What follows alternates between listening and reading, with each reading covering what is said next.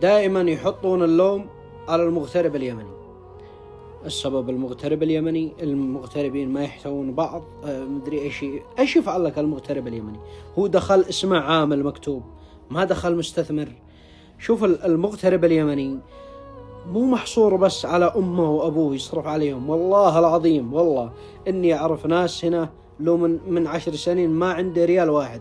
بقول لك ليش يصرف، ما عاد قلت لك محصور على أمه وأبوه، أحيانا يصرف على بعض من أخواله حالته تعبانة، بعض من عمومه، بعض من أسرته، بعض من خواته، بعض من أخوانه. فالوضع المغترب اليمني صار يتحمل فوق طاقته، فيالله يعيش في الغربة، ما نفسه يعيش مع أحد ولا يدور على أحد ولا يحتوي أحد، اللي فيه يكفيه.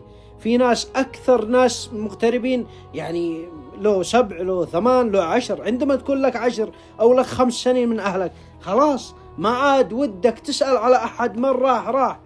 فدائما اللوم على المغترب اليمني. المغتربين ما يسأل هذا ليش راح، فكونه ما يجي، وش يسوي لك المغترب اليمني؟ هذا الأخ الله يرحمه عادل لو راح للسفارة اليمنية هل بتفعل له شيء؟ والله ما تجيب له حبة تفاحة دولة تفعل له شيء، ما بالك مواطن ما عنده شيء. فالوضع مزري.